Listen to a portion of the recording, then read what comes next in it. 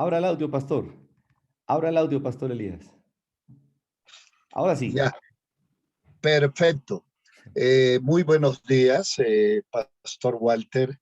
Gracias por el privilegio que me da de compartir esta mañana con estos varones que están ante el Señor y también compartiendo de su vida, sus experiencias y lo que vivimos en medio de estos momentos que el Señor nos ha permitido vivir. Como dijo el pastor, he servido al Señor desde mi juventud. Este año estoy completando 50 años de matrimonio y aunque llevo más o menos 52, 53 años en el pastorado, pero vamos a hacer una sencilla celebración de nuestro aniversario número 50, bodas de oro, y Oh, también 50 años de ministerio. Actualmente sirvo al Señor en la Iglesia Cristiana Discípulos de Cristo en el barrio Ciudad Berna. Dios nos ha bendecido, cuento con un equipo pastoral, entre los cuales está mi segunda hija con su esposo en esta nueva etapa, ayudándome como asistente pastoral. Y estoy cumpliendo el último periodo como representante legal y pastor general de la ICDC en Colombia. Así que me siento más que privilegiado por la oportunidad que el Señor me ha dado y es una alegría ver de nuevo a mi querido amigo y hermano Walter, que yo sé que estuvo algunos años en Estados Unidos y ha regresado de nuevo a Colombia. Quisiera hacerle una pregunta, pastor. Cuando usted habló del tema, el hombre, imagen de Cristo, ¿es el ujú. nombre del grupo o es el tema que están tratando estos días?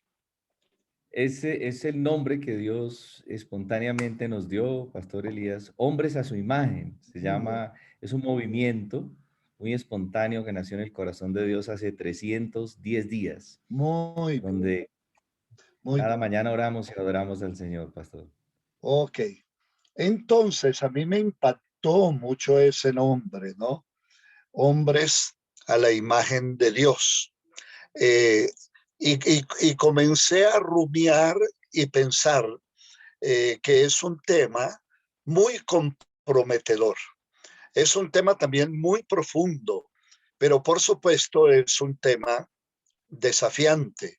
Yo considero que uno de los textos más importantes del Nuevo Testamento y un tema muy profundo, pero a la vez un tema que de pronto resume toda la cristología. Para mí es muy importante la cristología. Yo escuché de un gran maestro que fue el primer pastor general de nuestra iglesia en Puerto Rico, y él decía que si en nosotros y en la iglesia no hay una cristología clara, eso nos conducirá al desastre. Una cristología fallida da como resultado una iglesia sin rumbo y a un hombre confundido. Es por eso que para mí uno de los textos más importantes del Nuevo Testamento está en el Evangelio de Juan, capítulo 1, versículo 14. Dice, y aquel verbo fue hecho carne y habitó entre nosotros y vimos su gloria, gloria como la del unigénito del Padre, lleno de gracia y de verdad. El versículo 16 dice, porque de su plenitud tomamos todos y gracia sobre gracia. No solamente en este texto se resume el gran misterio de la encarnación, sino también el gran misterio de la salvación. Pero no solo eso, se resume el gran misterio de la humanidad, es decir, del hombre, pero se resume también el gran misterio del Dios hombre. Cuando hablamos de imagen, yo estoy pensando en ese texto primigenio que está en Génesis 1:26, que dice, y creó Dios al hombre a su imagen y semejanza, varón y hembra los creó. A mí me gusta mucho ese primer relato de Génesis, porque en ese primer relato, que es la tradición ya vista, se habla de la creación simultánea del hombre y de la mujer. El segundo relato es bellísimo, pero a mí me encanta esto, hombre y mujer creados a la imagen y semejanza de Dios. Y tenemos que pensar que cuando hablamos de imagen, San Agustín decía que la imagen de Dios, como la impronta divina en el ser humano, se conserva hasta el último momento de la existencia humana. Jamás la imagen de Dios se borra.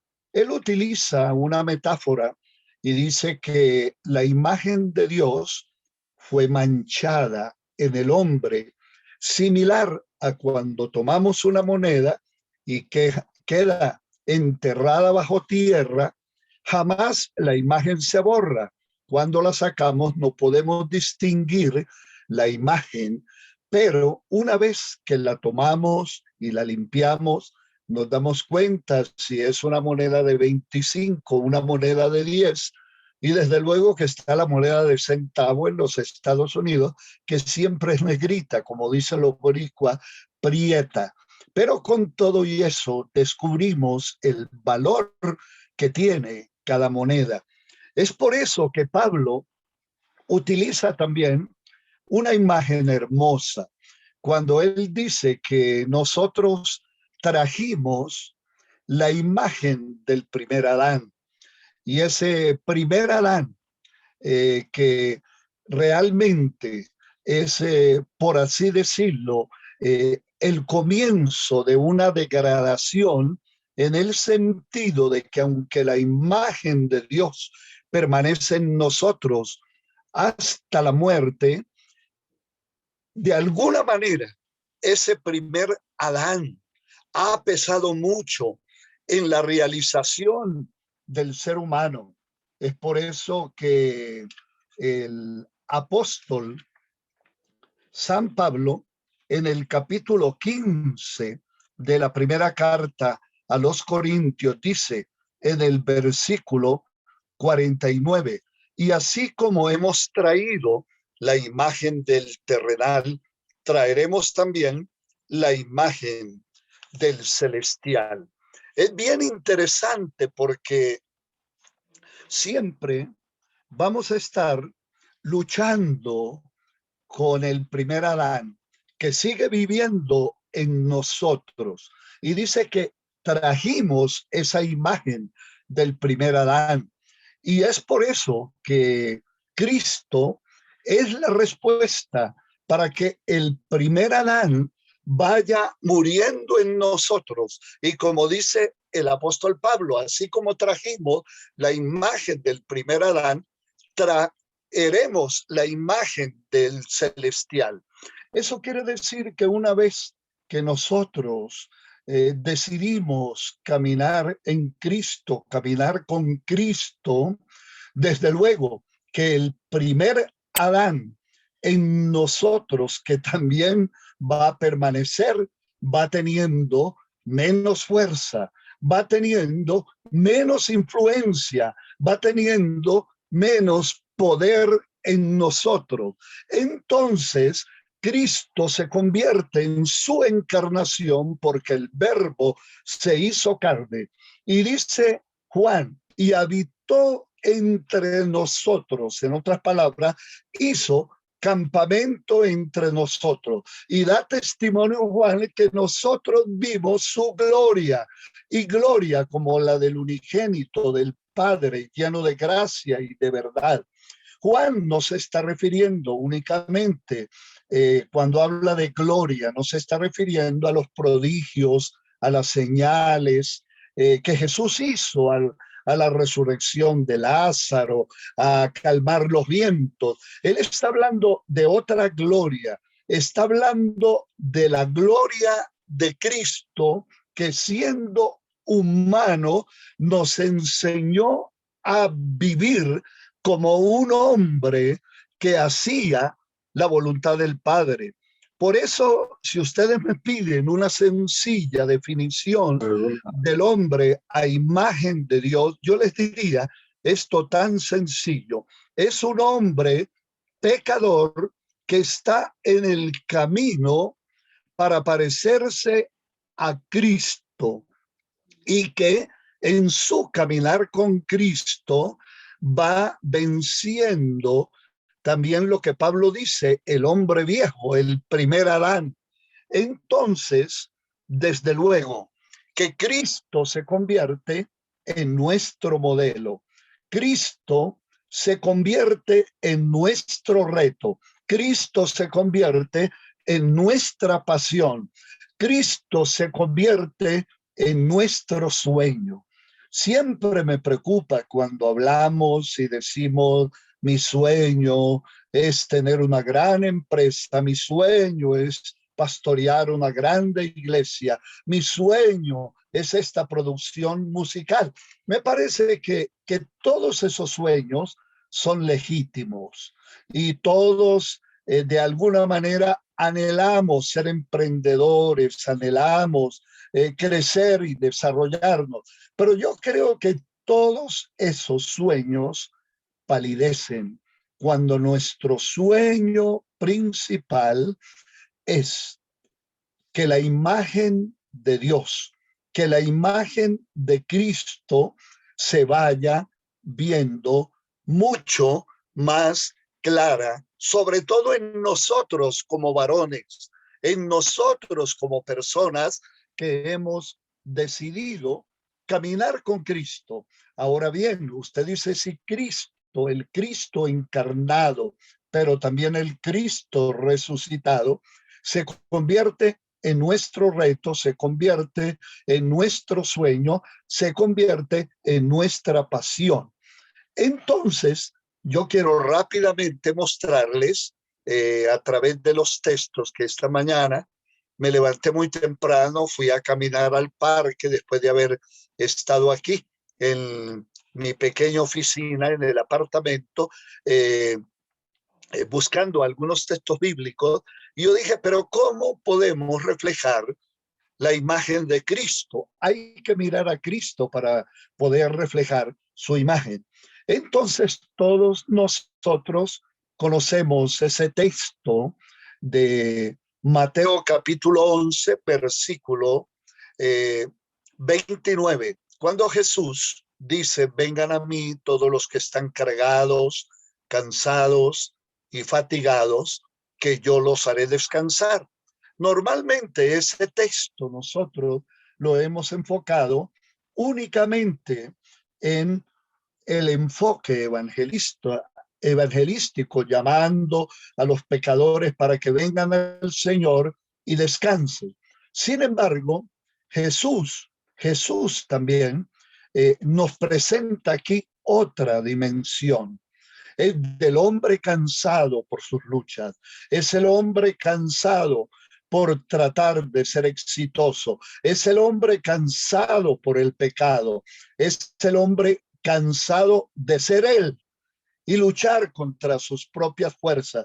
A ese hombre como usted y como yo, Jesús dice, vengan a mí.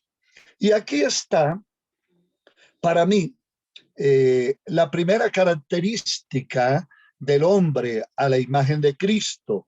Para mí, lo primero es que ese hombre es un hombre manso y humilde de corazón, porque después de que Jesús nos llama para que descansemos en él, luego él dice, aprendan de mí, que soy manso y humilde de corazón, y hallarán descanso para sus almas.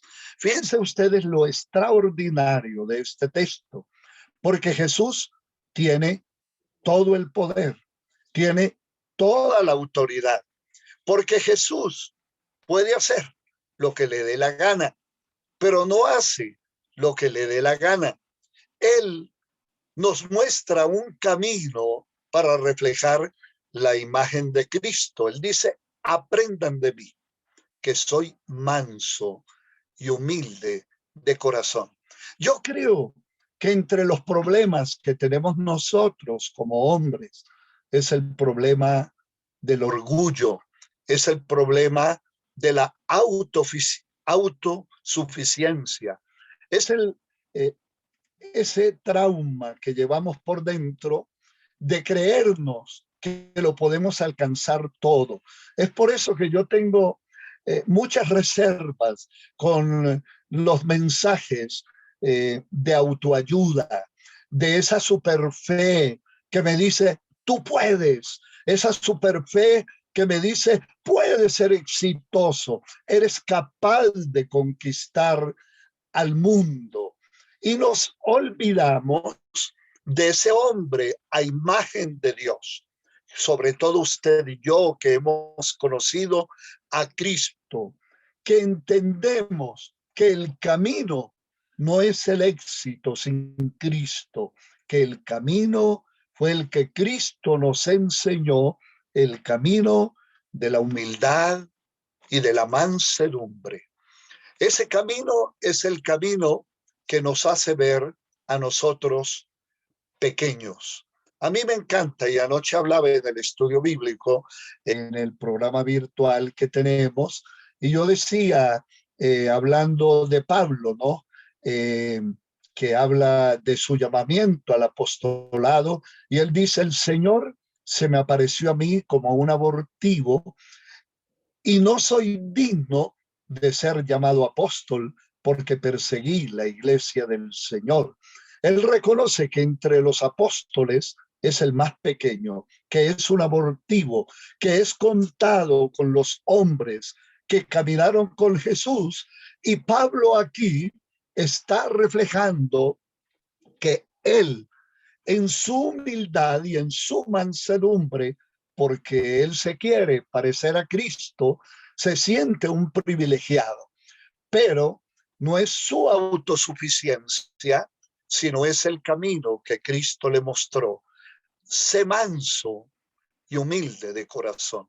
Y yo considero que eso lo comenzamos a vivir, no en la iglesia, no en la empresa, no como escuché que hay un coronel o ex coronel que en la vida militar los rangos, las estrellas y todo aquello que tiene que ver con esa forma de tener personas bajo nuestra responsabilidad y nuestro mando.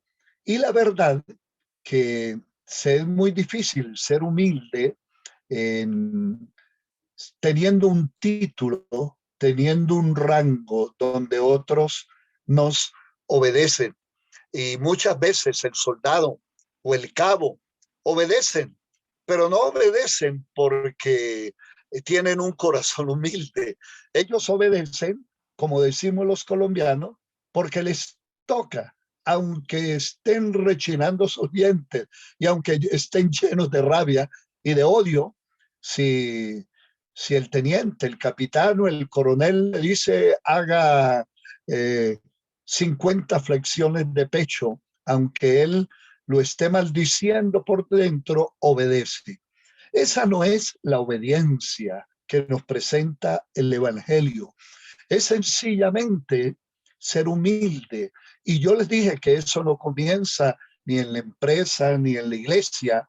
La humildad comienza en el hogar, comienza en la familia, comienza en ese núcleo donde a mí me conocen y saben que si soy un hombre de Dios, no maltrato, que si soy un hombre de Dios, no grito a mi mujer, que si soy un hombre de Dios, estoy dispuesto con Jesús, como Jesús, a lavar los pies de los discípulos. Y considero que mi primera discípula es mi esposa. Escuchaba de un hermano que creo que hablaba de la enfermedad de su esposa, de unas infiltraciones. Yo también, después de 50 años de matrimonio, mi esposa está pasando por una etapa de enfermedad, eh, unos problemas que tienen que ver, tal parece, le tomamos unas radiografías con su columna o desgaste de sus caderas, y en este tiempo, para mí, ha sido una bendición hacer muchas de las cosas que ella por tantos años hizo y que de alguna manera para mí se ha convertido en un desafío porque entiendo que Jesús nos enseñó ese valor, ese principio de la humildad. Y note que Jesús dice, y ustedes hallarán descanso para sus almas. Ya no soy el superhombre, no soy el que manda, no soy el que me la sé todo, no soy el autosuficiente, sino que Jesús dice, y eso lo menciona Pablo, el cual siendo en forma de Dios, no tuvo por usurpación el ser igual a Dios como cosa a la que se podía aferrar, sino que él, estando en la condición de hombre, voluntariamente se humilló, haciéndose obediente hasta la muerte y muerte de cruz. Todo fue un acto voluntario. Nada hizo por obligación, porque nosotros podemos conocer si realmente hay mansedumbre y humildad si no hacemos las cosas porque nos toca, porque nos mandan, sino porque tenemos un corazón humilde. En segundo lugar, considero que otra característica del hombre a la imagen de Cristo es el hombre sometido a la voluntad de Dios. Nos impresiona Jesús, porque me parece que en el momento cuando él gana la batalla es en el Getsemaní. Él allí tiene frente la cruz y sabe que la cruz es inevitable. Pero como hombre vence la principal tentación de su vida, y la principal tentación de Cristo fue no ir a la cruz. Y como hombre vivió ese momento crucial. Y él allí, como dice el evangelista, oró 3 veces repitiendo las mismas palabras. Fue tan intensa su lucha que dice el escritor que su sudor era como gotas de sangre que caían a la tierra. Y él dijo, Padre, si es posible, pasa de mí esta copa. Pero aunque lo repitió 3 veces y fue y iba de un lado para otro mientras sus discípulos dormían, pero se reafirmó 3 veces diciendo, pero no se haga mi voluntad, sino la tuya. Yo creo que lo más crucial en la vida de nosotros como hombres es someternos a la voluntad de Dios. Y por eso el salmista, hablando de forma mesiánica, dice, eh, siendo la boca de Cristo, él dice, el hacer tu voluntad, Dios mío, me ha agradado y tu ley está en medio de mi corazón. Yo considero que la mayoría de nuestros dilemas es porque no estamos alineados con la voluntad de Dios. Eh, yo considero que siempre vamos a tener una lucha entre lo que nosotros nos parece bien o lo que queremos y nos olvidamos que es crucial en nuestra vida la voluntad de Dios. La voluntad de Dios, algunos han malinterpretado lo que dice Romanos 12 cuando dice la voluntad de Dios es buena, es agradable y es perfecta. pero me parece que tiene que leerse dentro de todo el contexto del capítulo 12 de Romanos. Pero muchas veces la voluntad de Dios no es agradable. En la voluntad de Dios para nosotros nos causa escozor. La voluntad de Dios muchas veces la rechazamos y se hace difícil. Y es por eso que todas las mañanas nosotros tenemos que encontrarnos con nosotros mismos y con la voluntad de Dios y sencillamente decir, como dijo Saulo en su encuentro con Jesús, cuando Jesús le dice, yo soy Jesús a quien tú persigues, dura cosa te es dar cosas contra el aguijón. Él temblando dijo, ¿qué quieres, Señor, que yo haga? Me parece que en ese momento él bajó todas sus defensas, su orgullo, su vanidad y humildemente tuvo que irse a la calle llamada a la derecha para que un discípulo llamado Ananías pusiera las manos sobre él y se convirtiera en su maestro para enseñarle el ABC del Evangelio.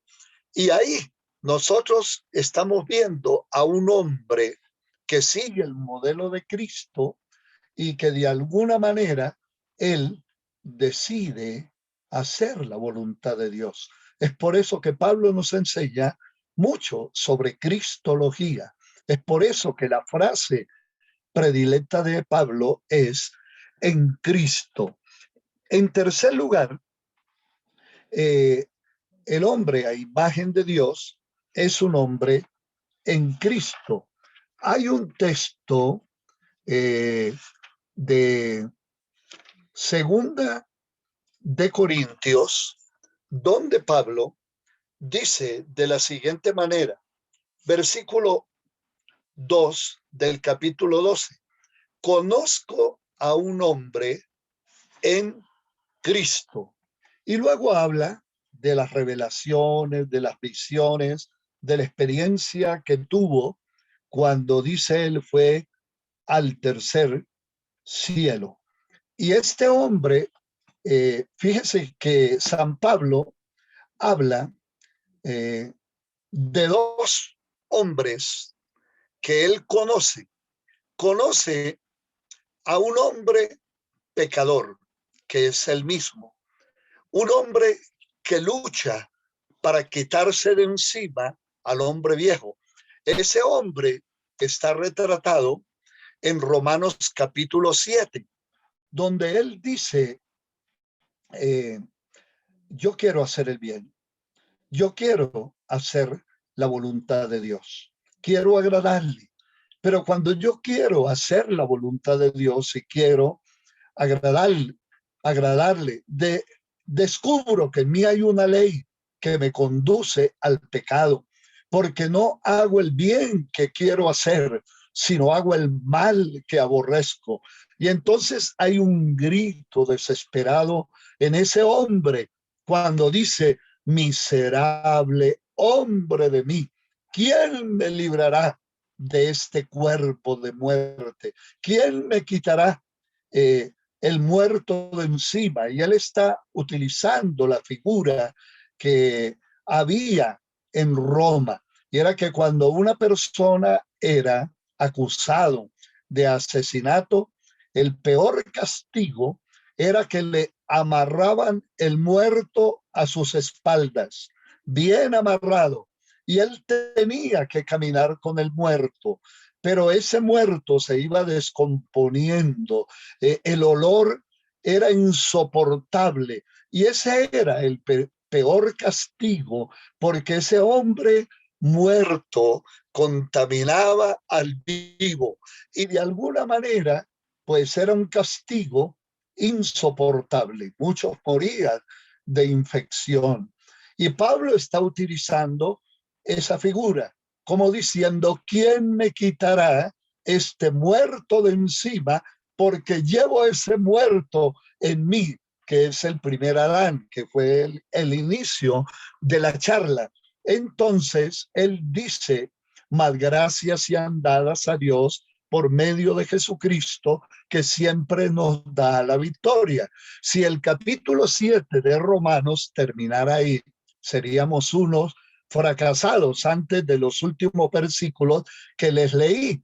Pero el capítulo 8 nos da la respuesta. Ahora pues ninguna condenación hay para los que están.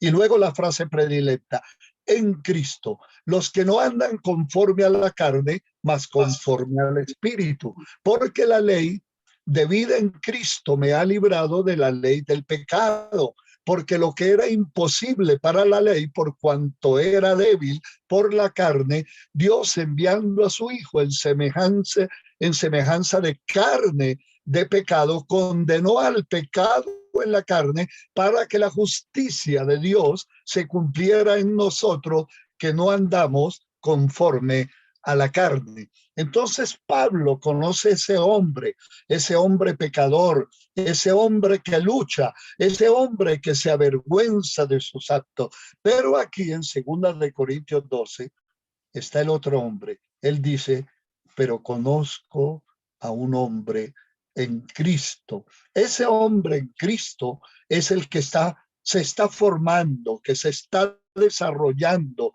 para vivir conforme al segundo Adán.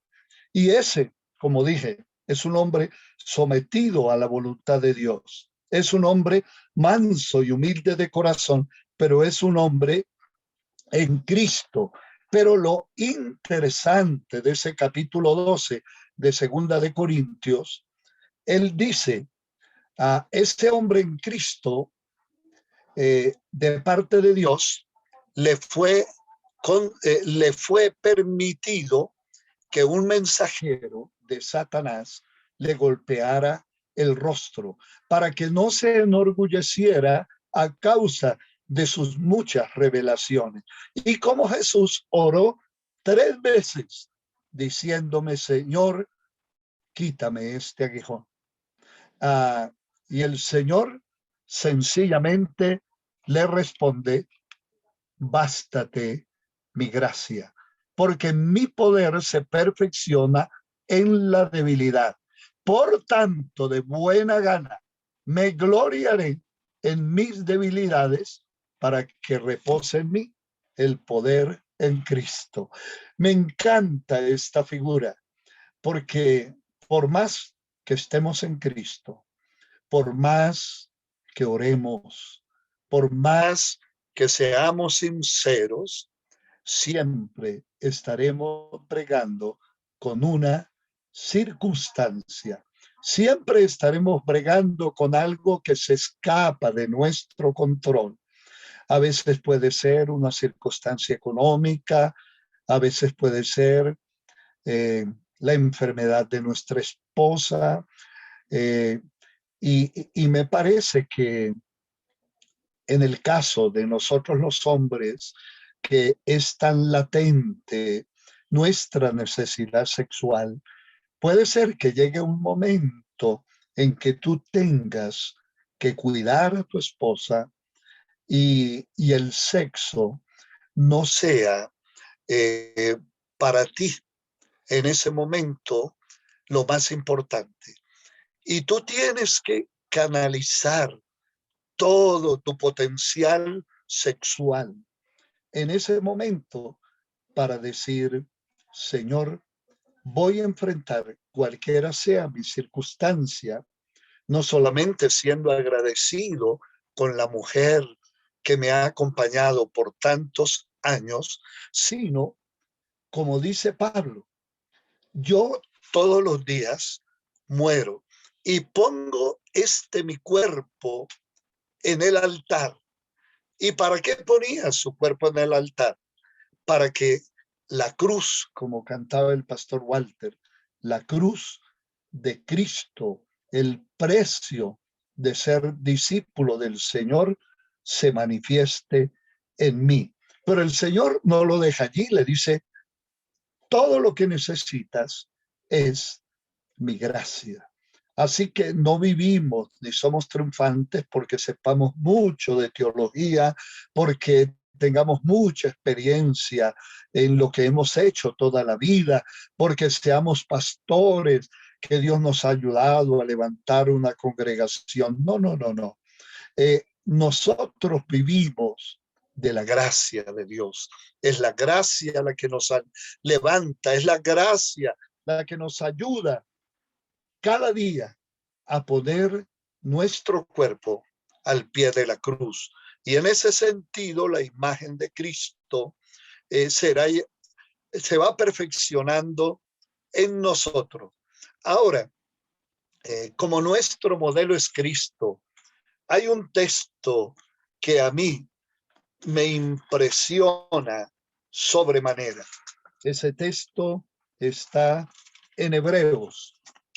Hebreos, en el capítulo 5, ese hermoso texto nos lleva a pensar primero el hombre a imagen de Cristo, es manso y humilde, sometido a la voluntad de Dios, es un hombre en Cristo. A mí me encanta esa frase de Pablo, porque es que yo estoy sumergido en Cristo, me pierdo en Cristo. Estar en Cristo es como dice cuando habla Pablo del ministerio de la reconciliación. Él dice que mi vida está escondida con Cristo en Dios.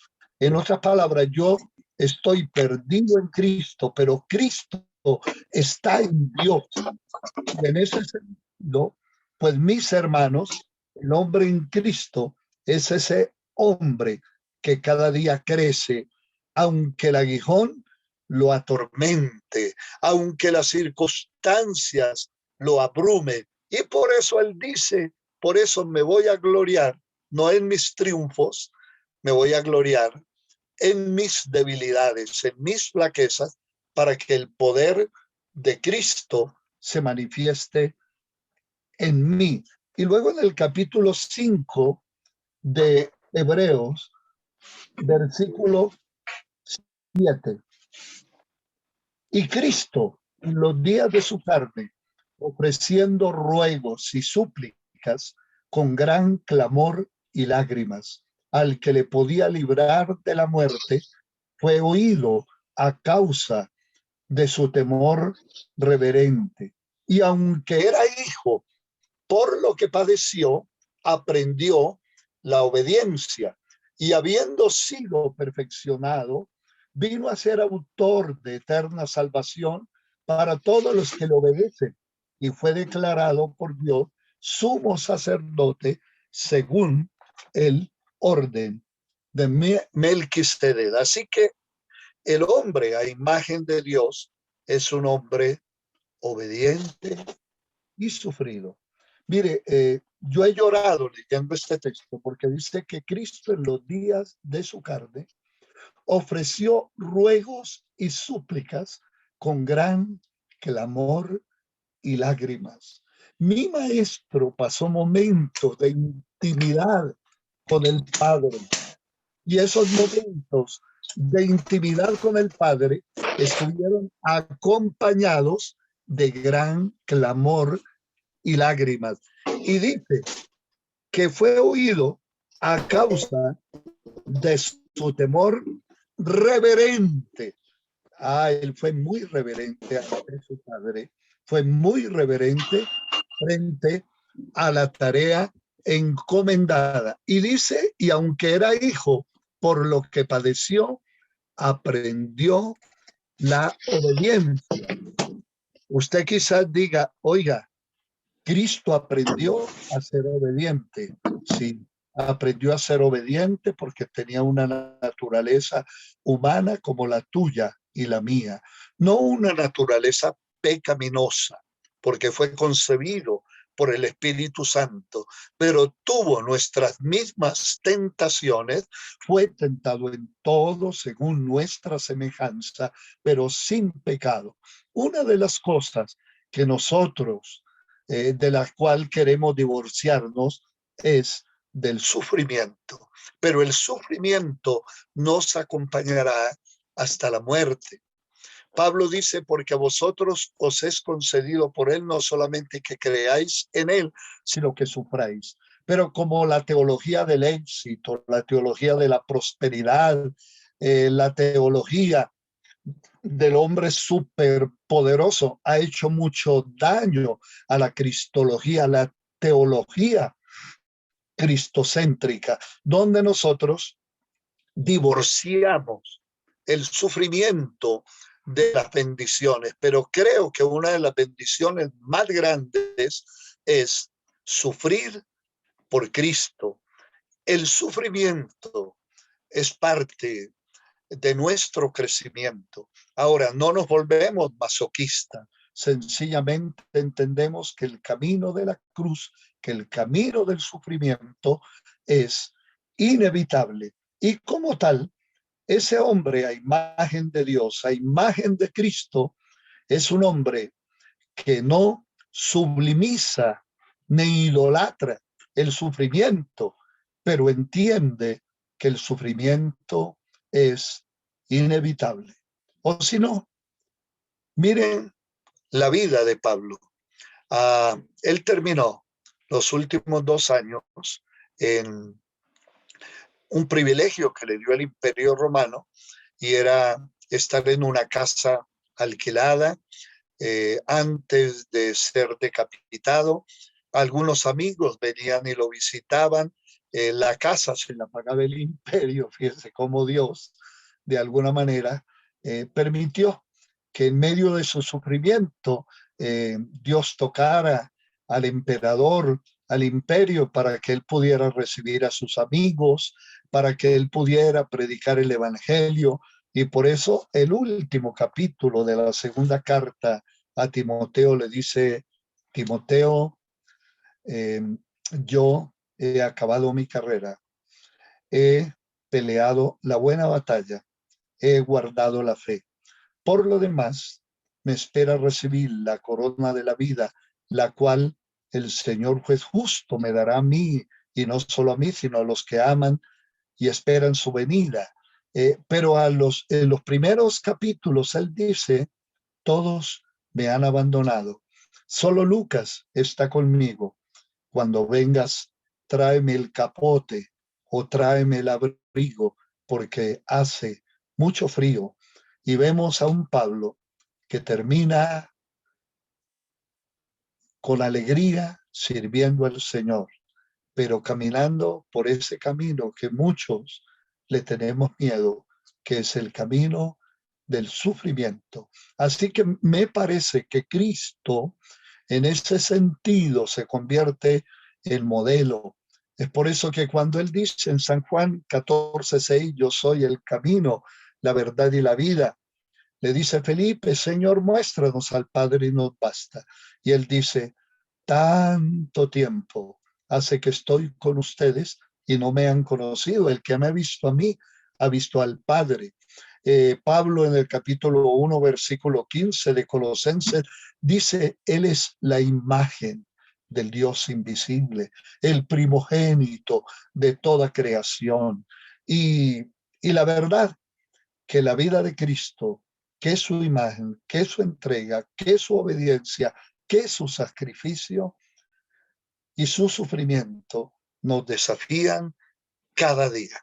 Para no tener conceptos teológicos antropocéntricos, sino conceptos, verdades y principios teológicos que responden a una sana cristología. Mis hermanos, traté de comunicarles lo que había en mi corazón y quería compartirles en esta mañana. Si alguno de ustedes quisiera participar con alguna pregunta, alguna contribución, muchas gracias y ha sido un placer compartir estos breves minutos con ustedes. Aleluya, gloria a Dios. Amén. Pastor amado, Pastor Elías, gracias por esa palabra.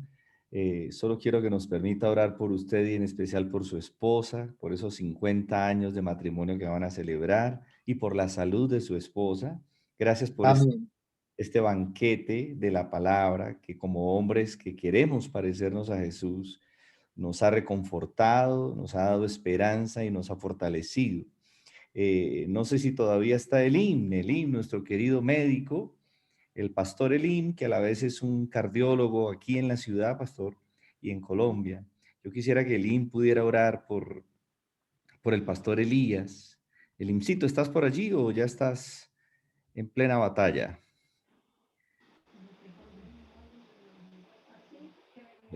Bueno, Elimcito debe estar allá en pleno hospital porque él a veces...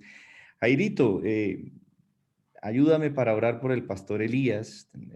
Te extiendo mi gratitud y sé que cada uno de estos hombres te la extiende. Y antes de que te retires, por favor, yo quisiera que escucharas un par de estos hombres para que sepamos qué quedó en el corazón.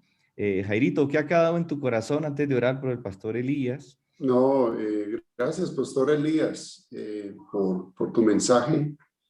Realmente cuando creo que escuchamos a personas como tú, nosotros que amamos la palabra del Señor, la disfrutamos.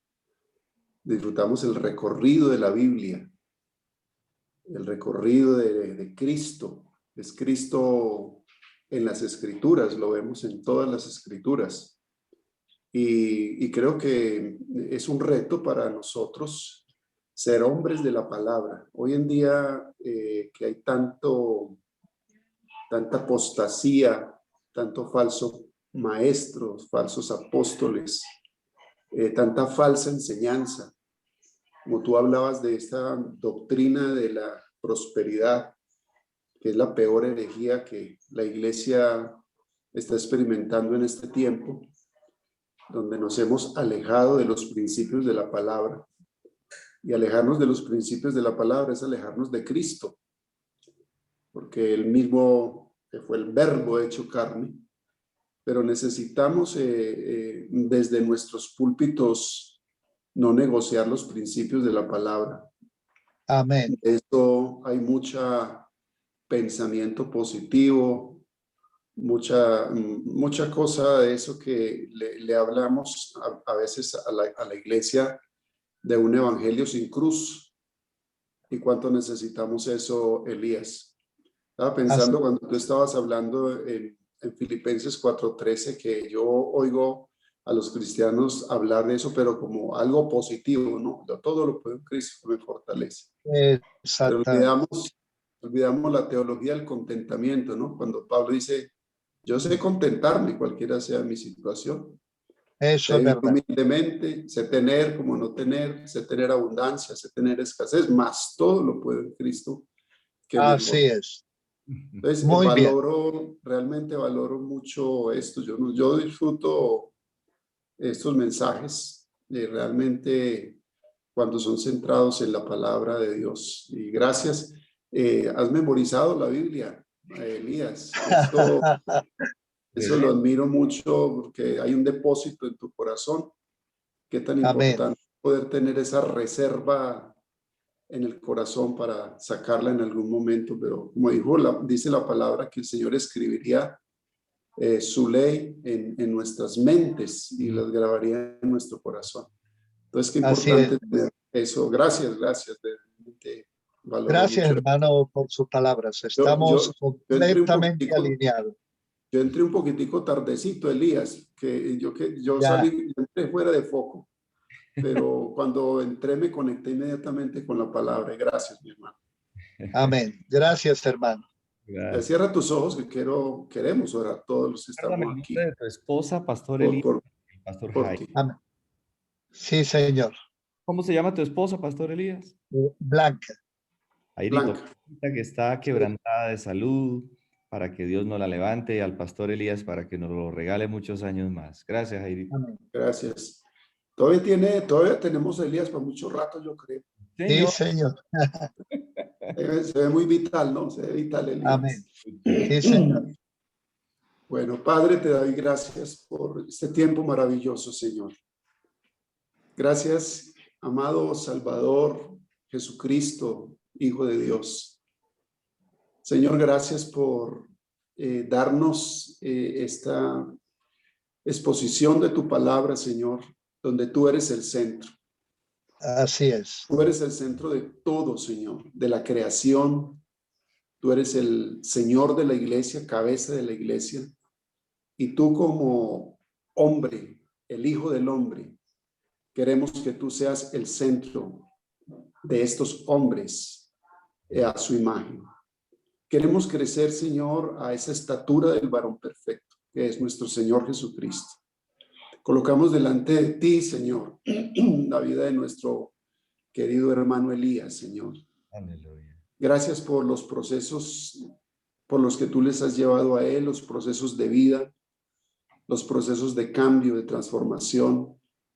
Seguramente ha pasado por el quebrantamiento, por el sufrimiento, Señor. Seguramente tú le has procesado, Señor, como el barro en tus manos, Padre. Y te doy muchas gracias, Señor, por esta vida. Señor, por estos hombres que son como un don, un regalo de Dios para la iglesia en el mundo. Que hoy podemos nosotros experimentar ese regalo de una persona como él.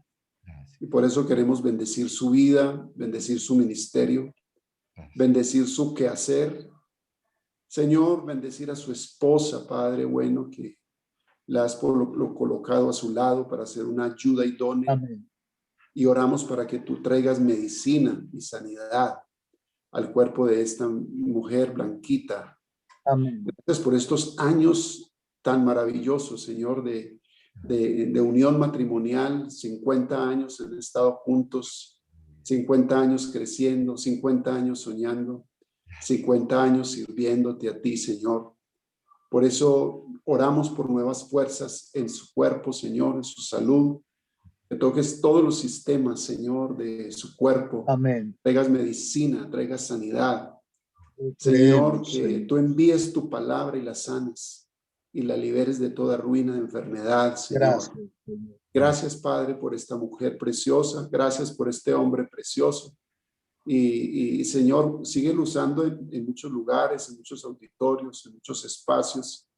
Y que a través de todo lo que Él expone, Señor, tu pueblo sea avivado, tu pueblo sea animado Así es. a las escrituras, a vivir la palabra, a experimentar la Gracias, riqueza de la Señor. palabra de Dios. Te damos muchas gracias, bendito Dios, por esta vida y por su esposa. Los bendecimos, Señor, y declaramos que del cielo vendrá toda provisión para ellos, Señor. Que tú los sostendrás, que tú les proveerás en esta tierra todo lo que ellos necesiten, Señor. En el Amén. nombre precioso de Cristo Jesús. Amén.